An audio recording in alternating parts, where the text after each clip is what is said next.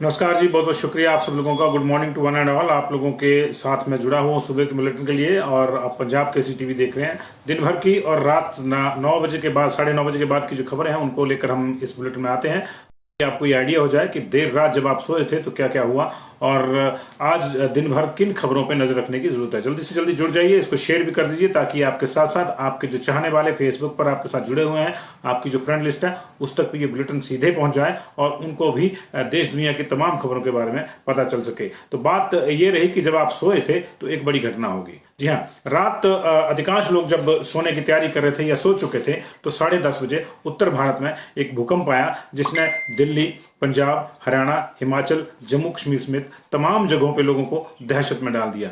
जो लोग सोने ही गए थे वो तुरंत बाहर निकल आए। कई जगहों पे ऐसा नजारा देखा गया कि लोग घरों से बाहर निकल आए और दहशत के मारे देर रात तक फिर अंदर नहीं जा पाए। हालांकि सर्दी का भी क्रम है तो ऐसी स्थिति में उनको सर्दी भी झेलनी पड़ी, खासतौर से हिमाचल, जम्मू कश्मीर और उत्तराखंड के इलाकों में। उत्तराखंड में लोग पहले ही त्रासदी से, ग्लेशियर टूटने से परेशान हैं। वहां राहतों का अभी कोई ब्यौरा पूरा नहीं मिल पाया कि कितनी राहत है कितनी नहीं, लेकिन ऊपर से जिस तरह से ये भूकंप के झटके महसूस किए गए उसके बाद फिर से ये आशंका बन गई है कि वहां हो ना हो फिर से कोई ग्लेशियर दरका हो। लोग परेशान हैं, लोग हैरान हैं, और इस परेशानी हैरानी में लोग रात को देर रात तक सड़कों पर बाहर अपने घरों से बने रहे, क्योंकि भूकंप के झटके तेज थे।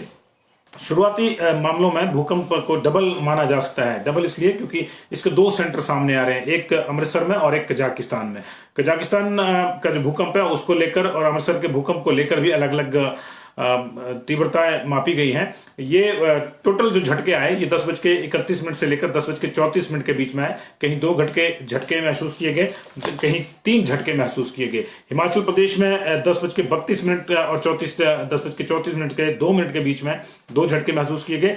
कई जगहों पर 3 झटके भी महसूस किए गए। दिल्ली, उत्तराखंड, NCR समेत उत्तर भारत के तमाम राज्यों में ये भूकंप महसूस किया गया, क्योंकि इसकी जो तीव्रता थी रिक्टर स्केल पर वो काफी ज्यादा थी। 6.1, 6.3 ये अलग अलग मापी गई है, इसलिए हम इसको डबल अटैक भी कह रहे हैं। अर्थक्वेक का, टेरर का ये डबल अटैक है। और अर्थक्वेक का जो टेरर है उसने जब ये दोहरा अटैक किया तो लोग निश्चित तौर से भयभीत हुए। हालांकि अभी कहीं से भी किसी जानमाल की, भारत में ऐसी कोई सूचना नहीं है कि कहीं जानमाल का नुकसान हुआ हो।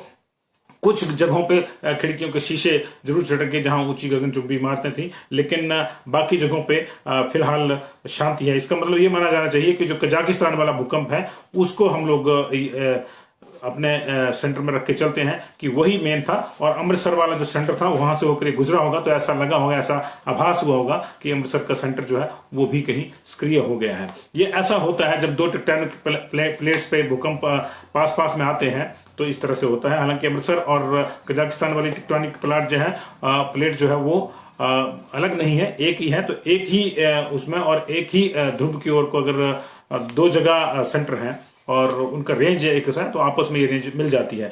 बहरहाल कहीं भी किसी नुकसान की आशंका नहीं है, लेकिन आशंका इस बात की है कि ये चीजें बढ़ती जा रही हैं। लगातार भूकंप के झटके जो हैं वो हिमाचल प्रदेश में, तमाम दूसरे प्रदेशों में महसूस किए जा रहे थे। लेकिन सबसे चिंता की बात जो है वो ये है हमारे लिए कि हिमाचल प्रदेश के अधिकांश जो एरियाज हैं वो जोन 5 और जोन 4 में आते हैं, जो बहुत ज्यादा सेंसिटिव जोन माना जाता है। अगर तबाही की बात करें तो 2 की तीव्रता तक का जो भूकंप है उसका पता सिर्फ सीज्मोग्राफ से लगता है, उसका पता भी नहीं चलता। हल्के झटके 3 की तीव्रता तक आते हैं और 3 से 3.5 तक कोई ट्रक नजदीक से गुजर जाए, ऐसा लगता है कि जैसे कई बार होता है ना कि ट्रक गुजरा वहां से तो खिड़कियों में कोई हल्का सा हवा का झोंका आता है, उससे लगता है। 4 से 5 के बीच की अगर तीव्रता हो तो खिड़कियों शीशे वगैरह चटक जाते हैं।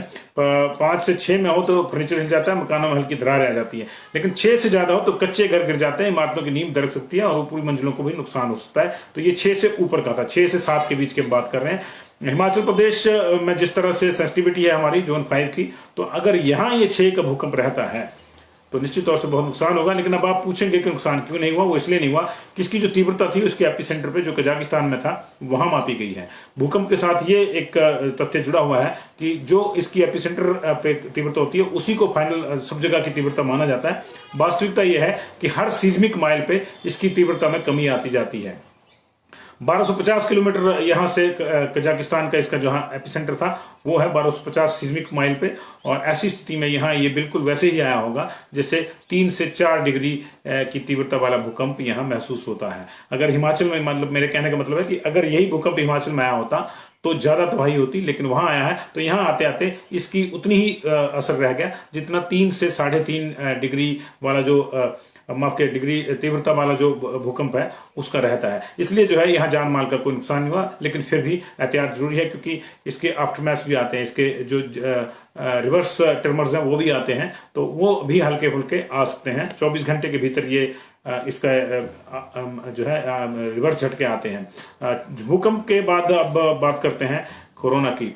आज से देश में दूसरी डोज लग रही है। दूसरी डोज आज से देश में लग रही है। 16 जनवरी को पहली डोज जो है वो लगनी शुरू हुई थी और भारत में 28 दिन के बाद दूसरा डोज लगाए जाने का प्रावधान किया गया था। हालांकि कितने दिन के बाद दूसरी डोज लगनी है इसको लेकर भी बहुत ज्यादा इफ्स एंड बट्स पूरे दुनिया में चली हुई है। ब्रिटेन में 12 हफ्ते का समय है, हमारे यहाँ 4 हफ्ते का समय है, कहीं 6 हफ्ते का समय दिया गया। अलग अलग जगह पे अभी क्योंकि तय नहीं हुआ है, बीमारी नहीं है तो सारी चीजें भी नहीं है। तो आज से जिन लोगों ने 16 जनवरी को वैक्सीन लगवाई थी आज उनको सेकेंड शॉट लगना है और ये बहुत जरूरी है क्योंकि 14 दिन के बाद जो है इसका असर शुरू होता है और 28 दिन के बाद अगर आप दूसरी डोज लेते हैं तब आप जो है पूरी तरह से उसका फिर उसके बाद भी 14 दिन तक इसका जो है आपको प्रोटोकॉल का पालन करना पड़ेगा, तब जाके आप 90% के आसपास सुरक्षित रह पाएंगे इस बीमारी से और वैक्सीन अपना जो असर करेगी। हालांकि इसकी एफिकेसी 60 से 70% है जो हमारे यहाँ कोविशील्ड लग रही है। कोवैक्सीन की अभी पूरा डाटा नहीं आया है, लेकिन कोविशील्ड का जो है ये आ रहा है। तो ये आपकी इम्यूनिटी को, आपके अंदर की जो एंटीबॉडीज हैं उनको उस तरह से स्टिमुलेट करेगा, उस तरह से रेगुलेट करेगा कि आप फिर कोरोना से चिंतित नहीं होने की जरूरत होगी आपको। लेकिन अभी दूसरी डोज को लेकर बहुत सी संशय पूरी दुनिया में है। अगर बात कर रहे हैं पहली डोज की, तो पहली डोज के बाद हिमाचल प्रदेश में 3 डॉक्टर पॉजिटिव आए हैं। ये चिंता का विषय है। आपने देखा होगा कि हमारे यहाँ 70,000 हेल्थ वॉरियर्स को इंजेक्शन लगाने की टारगेट थी, लेकिन वो टारगेट पूरी नहीं हुई। अभी भी हमारे पास पहले दौर में 62,000 को लगी, 61,289 को लगी जी हेल्थ वॉरियर्स को। और कल जो स्पेशल ड्राइव रखा गया था उसमें तो हद हो गई। हेल्थ वॉरियर्स जो थे वो सिर्फ 30% आए, सिर्फ 30% आए। मतलब पहले दौर में जो 61,289 को लगी वो तो 60% के आसपास बन रहा था मामला। लेकिन कल जो मॉप अप राउंड रखा गया था, जो छूट गए थे, वो छूट गए में से सिर्फ 30% आए, बाकी नहीं है। इसका मतलब है कि वैक्सीन हेजिटेंसी बड़े पैमाने पर है हमारे यहाँ। और उसके कारण क्या है? उसके कारण यही है जो अब सामने आया है। आईजीएमसी में 3 डॉक्टर्स पहली डोज के बाद पॉजिटिव आए। जी हाँ, इनमें से एक दंपत्ति है, एक दंपत्ति है, मियां बीवी हैं और एक दूसरे डॉक्टर हैं। 3 डॉक्टर पॉजिटिव आए हैं, 2 मेल 1 फीमेल। इन लोगों को पहला शॉट लगा था और उसके बाद ये अपनी ड्यूटी भी दे रहे थे नॉर्मल ढंग से, लेकिन इसी बीच में इनमें सिम्टम्स उभरे और इनको पॉजिटिव पाया गया। तो जाहिर है कि वैक्सीन हेजिटेंसी इस तरह के केसेस से आएगी ही आएगी। हालांकि ये इसलिए नहीं कहा जा सकता कि वैक्सीन का कोई असर नहीं है, क्योंकि वैक्सीन के 2 शॉट जब तक पूरे नहीं लगते और दूसरा शॉट लगने के बाद भी 14 दिन का टाइम पीरियड नहीं होता, तब तक आप कहीं ना कहीं संक्रमण के प्रति जो है संवेदनशील रहते हैं। तब तक अगर आप उस दौरान अगर आप किसी के संपर्क में आ जाते हैं जिसको संक्रमण है, तो फिर आपके संक्रमित होने के चांसेस ज्यादा बढ़ जाते हैं। और इन लोगों ने सिर्फ अभी पहली डोज ली थी। डोज का असर भी 14 दिन के बाद शुरू होता है, पहले ये अध्ययन बता रहे हैं, विशेषज्ञ बता रहे हैं। और फिर जो है 28 दिन बाद जो है दूसरा रखा जाता है, दूसरा डोज का यहाँ रखा गया। तो भारत में अभी 28 दिन के बाद लगने, लेकिन चिंता का विषय ये कि आईजीएमसी के 3 डॉक्टर पहली डोज लगने के बाद पॉजिटिव आ गए हैं। ये जो है ये वैक्सीन हेजिटेंसी को थोड़ा सा और बढ़ावा दे सकता है। हमारे यहाँ अभी भी ये वैक्सीन हेजिटेंसी है, उस लेवल पे नहीं लग पा रहे हैं जिस लेवल पे लगने चाहिए। दूसरे दौर में 48,000 लोगों को टारगेट किया गया, फ्रंटलाइन वर्कर्स को। इनकी वैक्सीनेशन अच्छी हो रही है, लेकिन कुछ जिलों में ये भी बहुत कम है। इनकी वैक्सीनेशन की अगर बात करें तो 3 दिन में जो है दूसरे जो दौर की जो वैक्सीन है जिसमें फ्रंटलाइन वर्कर्स को वैक्सीनेट किया जाना है, 3 दिन के भीतर 15,943 मान के चलिए, और राउंड फिगर में 16,000 लोगों को लगी है। तो ये एक अच्छा ट्रेंड है, क्योंकि 5,000 से ऊपर लोगों को डेली वैक्सीन लग रही है। ये 64% अब तक हम अचीव कर रहे हैं। लेकिन बाकी जगहों पे हालत जो है पहले वाली जो है फ्रंटलाइन वॉरियर्स की माफ कीजिएगा जो हेल्थ वर्कर्स की थी उसमें थोड़ी सी दिक्कतें आई हैं। हालांकि अब डीसी साहिबान, एसपी साहिब और तमाम एसडीएम और दूसरे बड़े अधिकारी भी वैक्सीन लगवा रहे हैं, तो उससे वैक्सीन हेजिटेंसी खत्म हुई है। लेकिन इस तरह के जो केसेज आते हैं उससे ये चिंता और बढ़ जाती है, जिस तरह से 3 डॉक्टर और पॉजिटिव आ गए हैं स्नोडेन में। इसके बाद बात करेंगे जी उस शख्स की जिसने परसों माफ कीजिएगा परसों छलांग लगा दी थी नाहन कॉलेज से।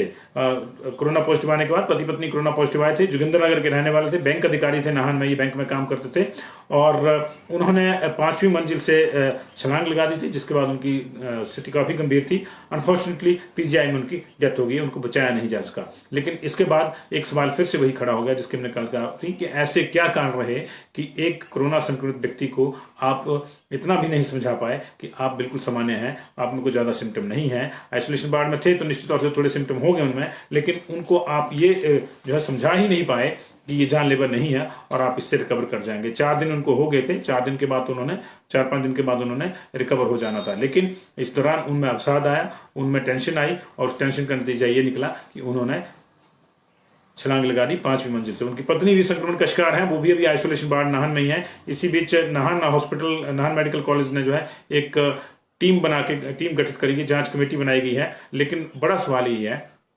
कि जांच कमेटियां ही हम बनाएंगे क्या? पहले हम ऐसा क्यों कुछ नहीं करते कि हमको इस तरह की जांच कमेटियां नहीं बनानी पड़ती? रिपर का मामला आपके सामने है, वहां भी जांच कमेटी बनाई, क्या हुआ? एक पद से हटाया, दूसरे पे लगा दिया। लेकिन जिसके घर में एक जान चलेगी वो तो चलेगी। दोषियों के ऊपर क्या कार्रवाई हुई? ये कार्रवाई हुई ना कि एक जगह से ट्रांसफर करके दूसरी जगह भेज दिया गया। इससे ज्यादा क्या कार्रवाई हुई? बाद में डीसी को बदल दिया गया, हालांकि डीसी का उसमें शायद उतना ज्यादा रोल नहीं था क्योंकि वो तो हॉस्पिटल का मामला था सीधे तौर पर। तो आपने एमएस को बदल दिया, आपने डिप्टी कमिश्नर को बदल दिया और मामला खत्म हो गया। अगर ये संवेदनहीनता नहीं है तो फिर क्या है? कोर्ट के डंडे के बाद वीडियो में कार्रवाई हुई थी, लेकिन अभी देखिए फिर से ये इस तरह की घटना हो गई है, निश्चित तौर से शर्मनाक है। तो उनकी डेथ हो गई है, ईश्वर उनकी आत्मा को शांति दे और उनकी पत्नी जो अभी भी कोरोना से जूझ रही हैं वो जल्दी ठीक हो, हम ये कामना करते हैं।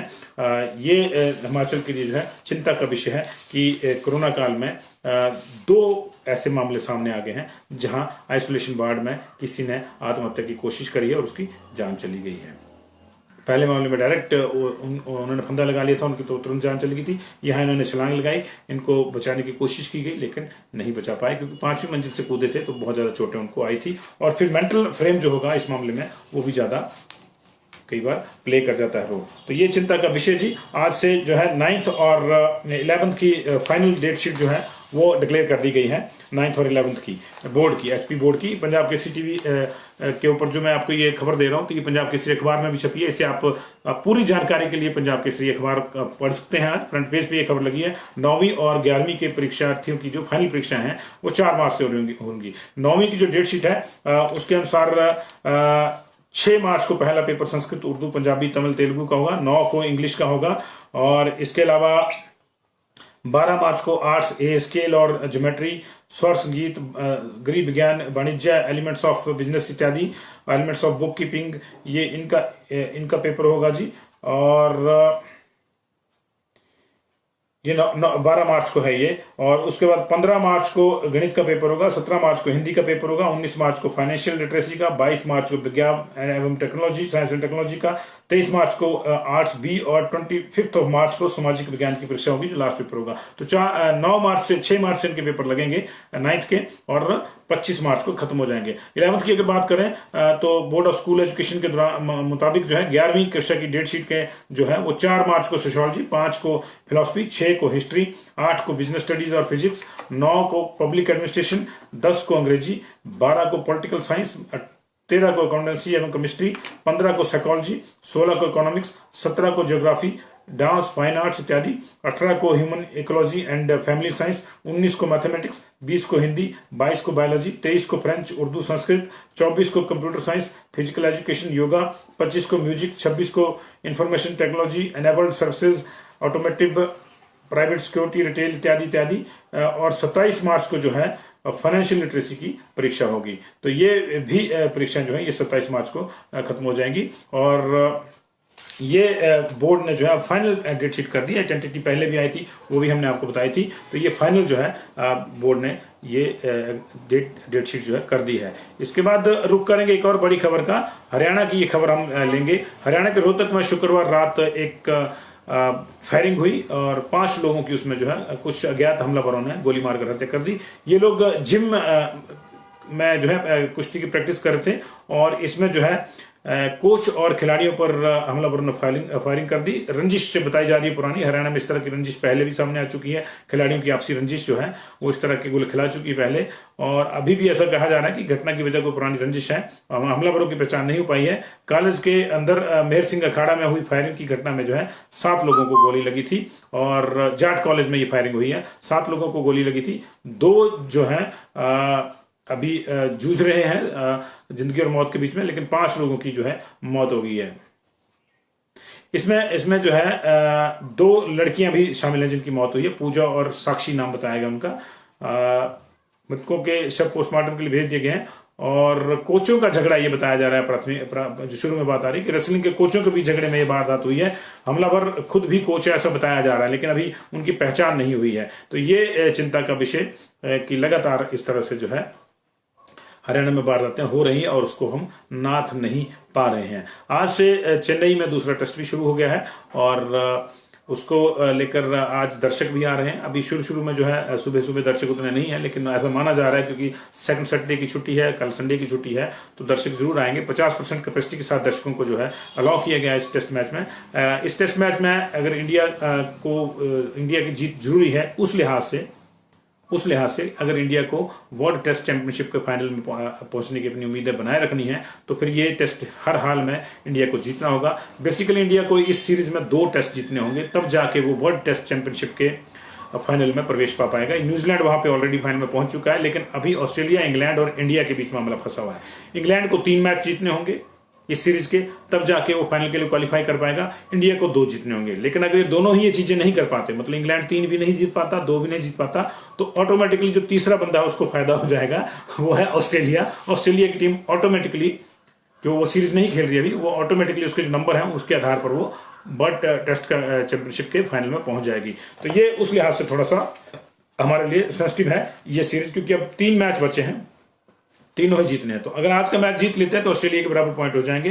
अगला मैच जीतने के बाद जो है क्योंकि जो पॉइंट में रहेंगे, दशमलव में जो पॉइंट्स है, वो अगला मैच भी अगर जीतते हैं तो पूरे हो जाएंगे। तो उसके बाद फिर कुछ चीजें और देखकर ये डिसाइड हो सकता है कि हम लोग पहुंचेंगे या नहीं होंगे। लेकिन अगर सीधे 2 मैच जीत लेते हैं, सीधे 2 मैच, आज का और अगला मैच सीधे 2 जीत लेते हैं, तो फिर हम लोग फाइनल में प्रवेश कर जाएंगे। अभी इतना ही। दिन भर की खबरों के साथ मिलेंगे और लगातार आपसे चर्चा भी करते रहेंगे। पूर्व मंत्री सुजान सिंह पठानिया का आज अंतिम संस्कार किया जाएगा उनके पैतृक गांव फतेहपुर में। बहुत से लोग वहां पे पहुंच चुके थे रात को ही। बहुत से लोगों ने कंडोलेंसेस भी अपनी दी है। Governor, CM, x CM's, Congress और बीजेपी के अध्यक्ष, इन सब लोगों ने गहरी संवेदना व्यक्त करी है। पंजाब केसरी परिवार भी उनके निधन पर गहरी संवेदना व्यक्त करता है और ईश्वर से कामना करता है कि उनके परिवार को यह दुख सहने की क्षमता मिले। बहुत बहुत शुक्रिया जी आपका इस जुड़ाव के लिए। दिन में फिर मुलाकात होगी। शाम को 7 बजे फिर आएंगे, 9:30 बजे रात को प्राइम टाइम लेके आएंगे।